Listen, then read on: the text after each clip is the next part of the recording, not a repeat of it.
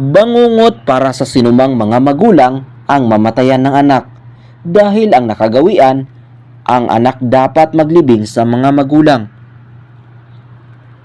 May mga sugat na kayang pagalingin ng panahon, ngunit may mga sugat na habang tumatagal ay mas lalo lamang nararamdaman. Sinasabi nilang ang kamatayan ay bahagi ng buhay, ngunit para sa isang ina, walang paghahandang sapat kapag ang sarili mo ng anak ang nawala. Paano nga ba tatanggapin ng isang puso ang pagkawala ng buhay na minsan itong pinintig sa loob ng sinapupunan? Bago pa man siya isinilang, isa na siyang pangarap. Sa bawat pintig ng malit niyang puso, nabuo rin ang pangarap ng isang ina. Sa bawat sipa sa kanyang sinapupunan, nabuo ang mga pangakong gagawin niya ang lahat upang maprotektahan ang batang iyon.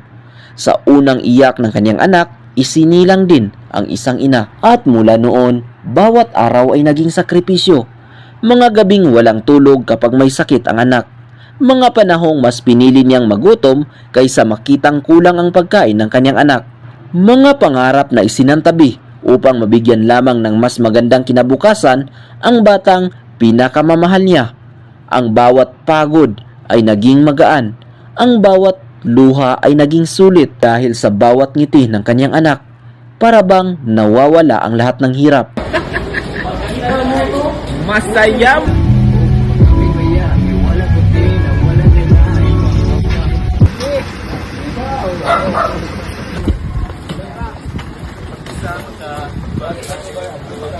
Bye, bagi nyo bye.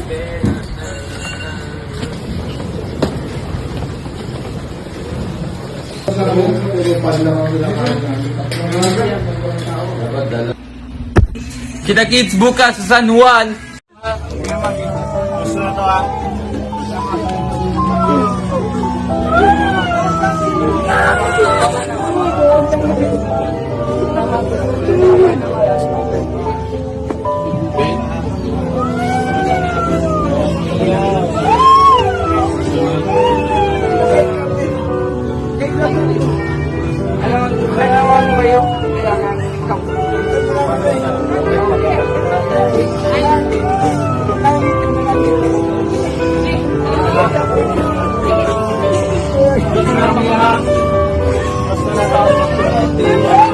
Basta na